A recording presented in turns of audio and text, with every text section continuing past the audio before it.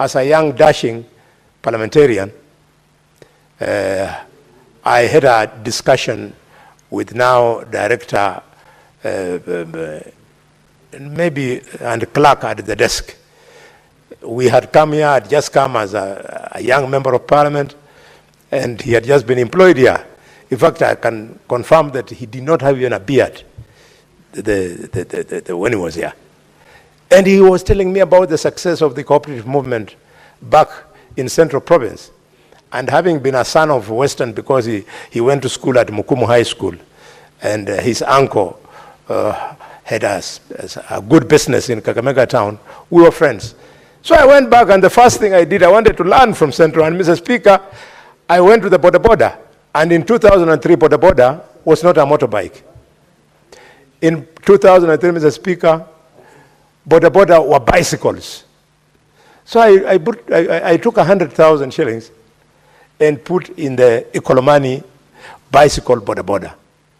My political opponent then went and called the same boys and told them that this man is playing around with the effort. How can he ask you to be contributing money to put in that kitty? What he should have done, he should have given you the 100,000 shillings, you share amongst yourselves. That is leadership for you. It is the leadership that kills noble initiatives, noble initiatives like this one, Mr. Speaker. Similarly, Mr. Speaker, when we were trying to woo members of the public to accept His Excellency William Ruto as a possible case for a good president, I remember we had a big fundraising in Muliro Gardens in Kakamega, and the president supported us, then deputy president supported us in our leadership. We did very well. We went on and bought a commercial vehicle, which is still in existence and for which we are grateful. All these young people want is to be organized.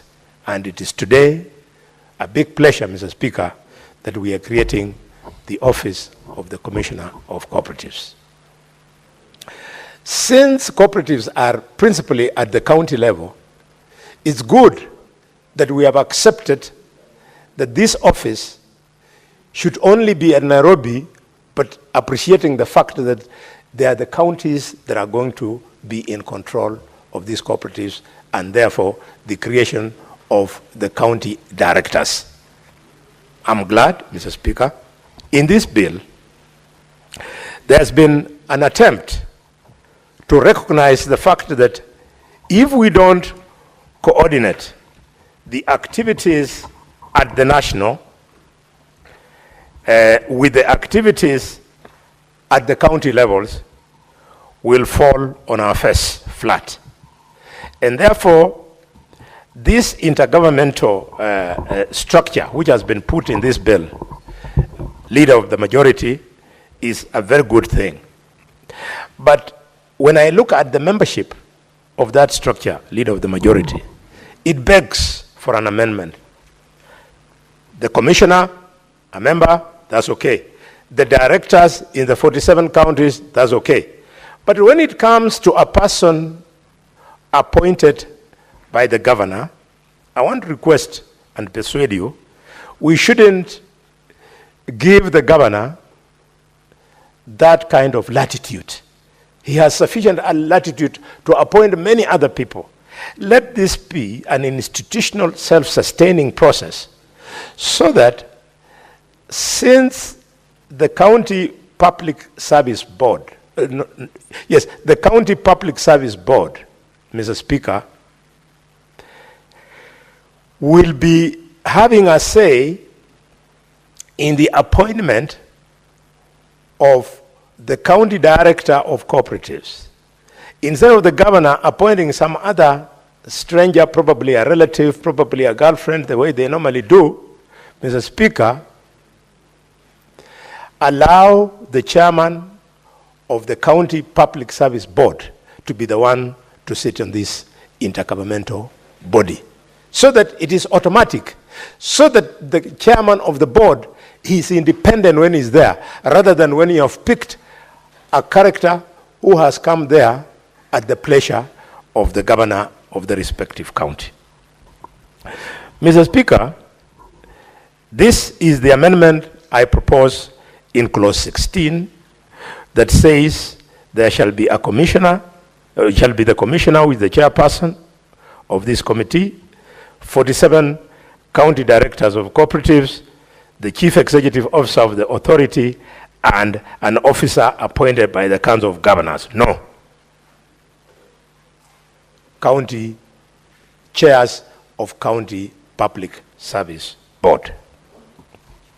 Mr. Speaker, having said this, I can see an effort in this bill in clause 20 where under the structure of cooperatives in Kenya, we have created primary cooperatives, secondary cooperatives, cooperative federations, and the ABEX cooperative.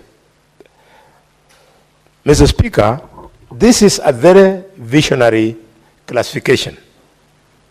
It is the lack of clarity in the structure of cooperatives that opens up members to being conned.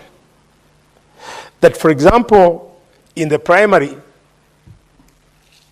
classification, you have put from A to B all the way to G, the specifications of what a primary cooperative is something that is even a greater reason for us to celebrate this. Let me use the example, Mr. Speaker, of a primary cooperative in the sector of producer cooperatives.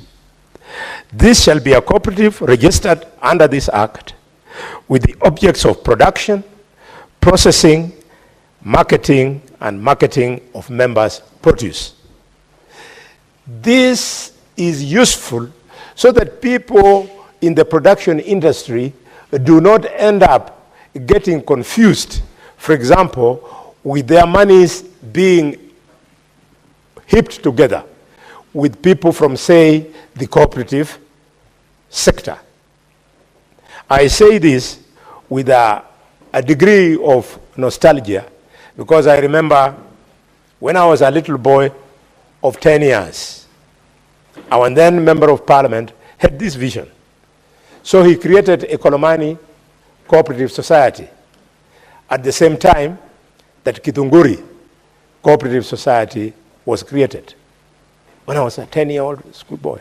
And out of this, every Friday, so that our parents could be encouraged to take care and like graded animals, we used to be given cheese at school so that we go home and tell our parents cheese comes from milk which is produced in large amounts by graded cows. And that cooperative took off. But because of mismanagement, the Ikolomani Cooperative Society at Lirembe then collapsed. But the Kidunguri one went on and succeeded. The Speaker, if there is a senator here who has never been to the Fresher Farm in Kidunguri, they are one of the most developed, fantastic cooperative society of dairy. You know, Senator Cherargei, those jokes you see in Nandi and in Kakamega, we are neighbors. It is not the case in Kidunguri. In Kidunguri, people I saw, I hope it's still the case today, people deliver milk, and on the strength of the milk you have delivered, you can actually be given a voucher to go and collect food. You're given a voucher to go and take to school and pay school fees, and it will be discounted on the milk that you deliver at the cooperative society. We went there, Mr. Speaker, before and after the advent of Mungiki. Sometimes I hear the former deputy president talk about violence in his Omanyoro meetings, and I say, indeed, ignorance is bliss. Mr. Speaker, I see the violence that has never been witnessed in the central part of this country, now repeated almost every weekend in funerals and or rallies and what have you, and I say, indeed, ignorance is bliss. I want to appeal to the senators from the mountain Kenya region, you are going the wrong route. Because I remember, these children you now want to militarize. Some joker militarized them into Mungiki, and I went in Mithunguri, and the ladies would talk in my ear quietly. We normally see you on TV. Please help us. Mungiki is finishing us. So I ask her, what does it do? He says, when you milk, you must declare how many liters of milk you milk to your cow. And Mungiki will either come with an entitlement of 1 liter or 2 liters. If you don't, your cow is gone. Let us do politics, but not politics of militarization of our youth. It is extremely dangerous. And having said that, may I also inform the former deputy president, who is a good friend of mine. We campaigned with him for many months to win the presidency in 2022. That 2027, we are going to do everything to make sure that the election of 2027 is peaceful. We cannot imagine a situation whereby our children should start fighting each other because one person or the other has lost the presidential election. That one I refuse. And I want to tell the former deputy president he's playing with fire. When members from his community then started facing the wrath of the proponents of post-election violence in 2007, 2008, he was nowhere. We were the ones who were on the Kibaki side who bore the burden of protecting these patriotic Kenyans who were doing business and have settled in Kakamega. It is a route we can never go, we shall not allow, and we will fight to ensure that the election 2027 will be free, fair, and peaceful. Mr. Speaker, we say these things with a degree of patriotism. Maybe, I don't know, some of you have 2 children, maximum 3. So in the event of the country bursting, you will quickly look for 5 passports, 1 for yourself, 1 for your wife, and 3 for your children. How about me? I will not know where child X is, child J is, child Y is. I would die out of worries, Mr. Speaker. I need peace so that my children, wherever they be, I'm assured that they're okay. I'm serious. I'm telling you. It is a thought that I cannot entertain in my mind. Mr. Speaker, the wives are adults, but my children, I can kill you for them. The wives could very well take care of themselves. Mr. Speaker, I cannot end my contribution in seconding this motion without mentioning something about CS Wycliffe Ambetsa Oparanya. Wycliffe Ambetsa Oparanya is not my friend. Wycliffe Ambetsa Oparanya is one man against whom we have competed longest in my career. And therefore, we are serious political adversaries. Thank God the elders brought us together sometime last year and we buried the hatchet. It is going to remain that way. Why I want to celebrate Oparanya is that Oparanya has breathed new life into this ministry. In fact, there are people who think this ministry of cooperative only came around when His Excellency President William Ruto made Oparanya minister. This ministry has always been there, leader of the majority. But all of a sudden, Oparanya is there and is doing a good job. This is why sometimes I want to disagree with my younger brother Edwin when he doubts that Baba gave President William Ruto experts to help him run the government. I think it is true because Oparanya is behaving like a typical expert in members of cooperative. I mean, I have seen the coffee sector, which was there pre-independence in Kakamega, in Vihiga, in Bungoma, and many other parts of the country, especially in Nyanza and Western. They had all died. But Oparanya every day on social media. I see he's there, he's doing this, he's doing that. We must give him space. I only want to urge members of the National Assembly Budget and Appropriation Committee to make sure that they put sufficient funds at the disposal of CS Oparanya so that we have enough funds.